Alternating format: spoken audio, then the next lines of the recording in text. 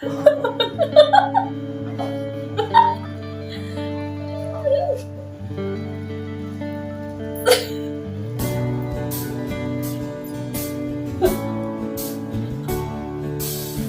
งแรกแต่สีมันงามเนาะรสชาติลุ้นเอาเองสิเป็นกินบ่เป็นกินก็มีแต่ติดตามชมน้ำกันเด้อครั้งแรกแหวกแนวอร่อยไม่ซ้ำจำสูตรไม่ได้แล้วก็มาเบิ่งตอนซันนี่กินเนาะมาลุ้นรสชาติน้ำกันเบิ่งไข่กับบ่เป็นตาพานแล้วนี่สบายดีทุกคนมื้อนี้มาพบกับซันนี่ในช่อง Sunny Channel พอดีซันนี่ได้มักตาลมา2หน่วยเนาะซันนี่สิลองมาเฮ็ดมาคั่นเอาน้ำแล้วสิไปเฮ็ดบุญลองเบิ่งขั้นตอนทำอิฐเนาะเฮาก็มาล้างมักตาลเนาะตัดหัวมันออกแล้วก็ปอกเปลือกซึ่งว่าเปลือกมันจะคมเนาะซันนี่จะ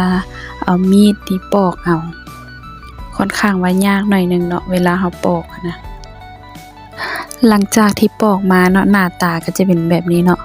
แต่ว่ากลิ่นมันจะหอมๆไปปอกหน่วยที่2ต่อเลยเนาะปอกหน่วยที่2แทนที่สิเป็นมืออาชีพขึ้นเละซ้ำ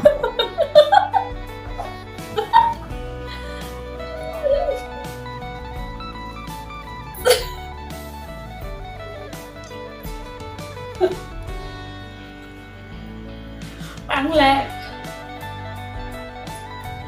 แต่สีมันงามเนาะ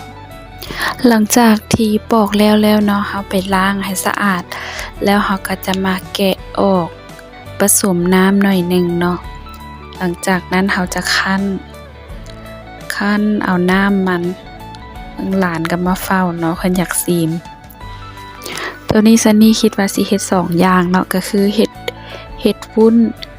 กับเฮ็ดข้าวต้มเนาะอย่าไปม้วน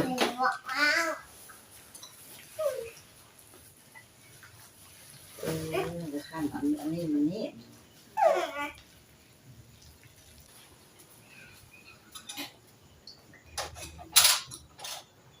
แกนบักใหญ่มากเลยมากอันนี้นี่ป่ะก็แห้งบีบอันนี้ออกแล้วก็ไปปลูกอยู่สวนปลูกบักใหญ่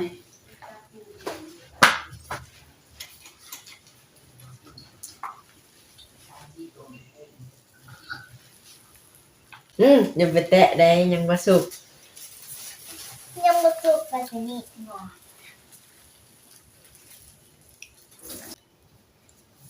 เดี๋ยวทุกคนหลังจากที่คั่นใส่น้ำก็จะเป็นอย่างนี้เนาะเขาจะเอาไปตองแล้วก็เอาแต่ในมันตัวนี้มันส่วนผสมที่เราต้องเกี่ยมเนาะก็คือน้ำตาลที่เราคั่นไว้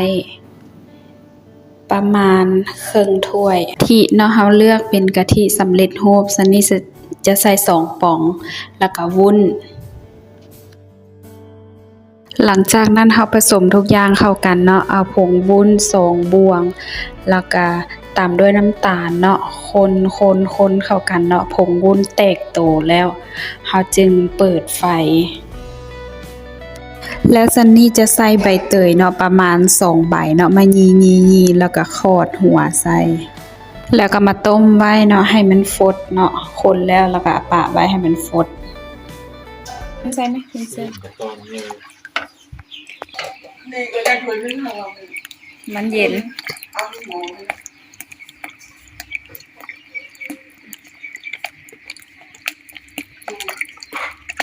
ช่วงที่ปาเกตตี้มีกว่ามาคิด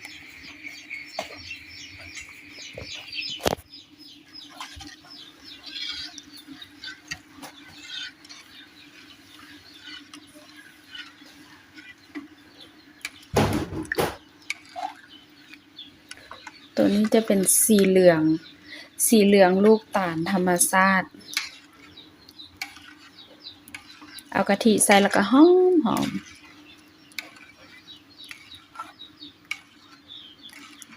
กะทิใส่โตกะทิสำเร็จรูป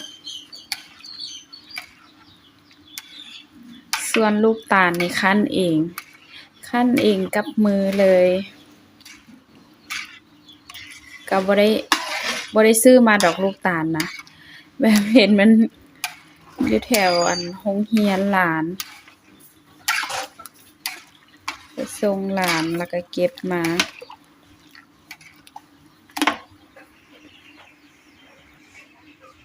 เดี๋ยวต้มให้มันฟดจักหน่อยกันเด้อฟดละเด้อทุกคนซันนี่เซิร์ชเบิ่งอันอยู่ใน YouTube เนาะบ่ฮู้ว่าเขาเจ้าเอาไข่ใส่บ่แต่ว่าซันนี่สิเอาไข่ใส่เนาะเซิร์ชเบิ่งตัวใดก็คือว่าบ่เห็นเอาไข่สิลองแหวกแนวเบิ่ง2 หน่วย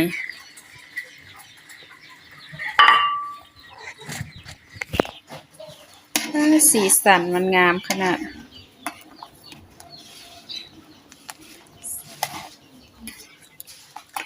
เอาไข่ใส่ให้มันเป็นยืดแบบนี้โอ้ยพอละปิดไฟรสชาติลุ้นเอาเองสิเป็นกินบ่เป็นกินก็มีแต่ติดตามชมนำกันเด้อครั้งแรกแหวกแนวอร่อยไม่ซ้ำจำสูตรไม่ได้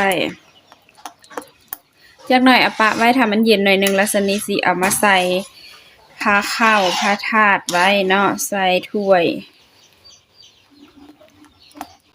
แล้วก็มาเบิ่งตอนซันนี่กินเนาะมาลุ้นรสชาตินำกันเบิ่งไข่ก็บ่เป็นตาพานแล้วนี่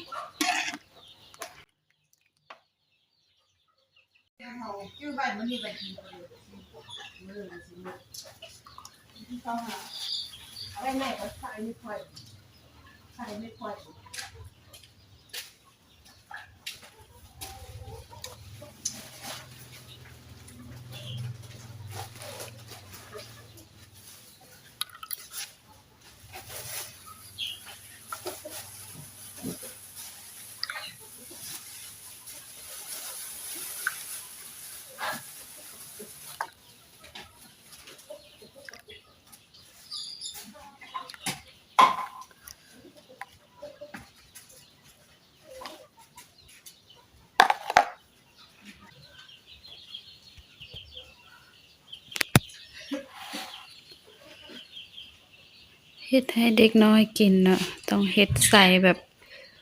ภาชนะที่แบบเด็กน้อยมักน่าฮักตะมุตะมิส่วนตัวนี้ซันนี่สิใส่กล่องไว้เลยเนาะเพราะว่ากล่องตัวนี้ก็บ่ได้อันนั้นดอกเป็นกล่องเก่าเนาะผ่านมาซันนี่เฮ็ดพุดดิ้งไปขายซันนี่ก็เลยเอามาใส่วุ้นนี่เพื่อแบบว่ามันแซ่บเนาะเอาปะไว้ตู้เย็นไว้กินหลายมื้อเวลาเฮากินข้าวแล้วเฮากินของหวานใส่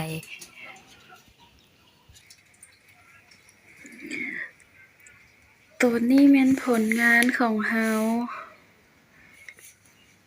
มีฟองอากาศแหน่แต่ก็ยามันเฮาเฮ็ดกินเองบ่ได้เฮ็ดขายก็เลยว่าเล็กๆน้อยๆก็ยามัน2 4 6 8 10 2 4 6 8 10ได้10กล่องแล้วก็ถาดตัวนี้สีบัวนี่สิเอาไปให้หลานซีมเนาะไปให้เม็ดพลอยให้อเล็กซีมเพิ่นมักขนาดได้ถาดตัวนี้ถาดแมงกะเบื้อถ้าไปติดตามชมตอนกินกันเลยเด้อสิเอาใส่ตู้เย็นไว้ก่อนประมาณ30นาทีหรือว่าชั่วโมงหนึ่งพุ่นแหละก็ปะไว้นี่เนาะตัวนี้แม่นกล่องตัวนี้เป็นโลพุ่นเด้เฮ็ดหน้าข้าวซอยไว้กินปะไว้ตู้เย็นเฮาอยากตอนใดเฮาก็มากินเด้10กล่องตัวนี้เป็นผงบีทรูทซันนี่เฮ็ดเองเอาไว้ใส่ปั่นหมักไม้ปั่นน้ำหมักไม้แล้วเฮาก็เอาผงบีทรูทใส่เฮ็ดเองตัวนี้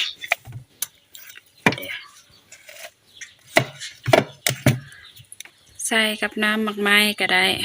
หรือว่าใส่กับปั่นก็ได้ ใส่กับสมูทตี้เฮ็ดสมูทตี้กินก็ได้ วันนี้เขาจะมากินวุ้นสันนี้เป็นจังซีดา ลองชิมเบิ่ง เป็นจังเลยสันนี้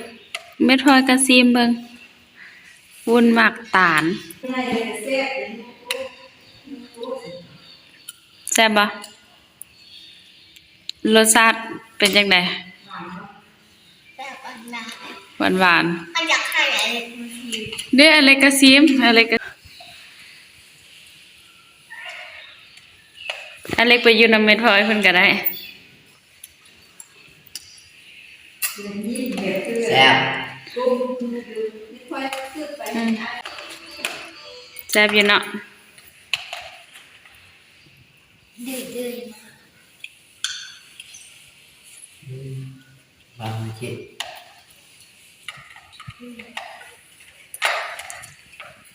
อิ่มเหรอ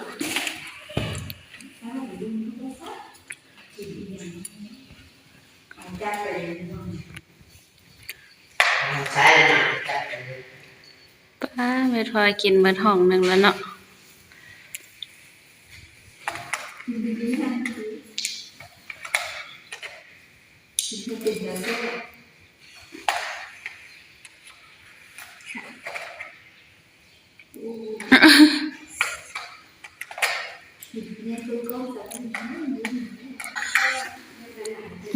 มักตาลอยู่โรงเรียนนั่นเม็ดพลอยได้นี่นะเอามาแต่โรงเรียนเม็ดพลอย มือเฮาคันมื้อนั้นหั่นเด้จื้อบ่ แบบเวลานี้มันก็เจ็บเนี่ย เอามาปะไว้แล้วมาเฮ็ดวุ้น ดักมืออิ่มแล้ว ริมละแซ่บเนาะแซ่บบ่แซ่บซ้ำใด5หรือว่า10 5วะ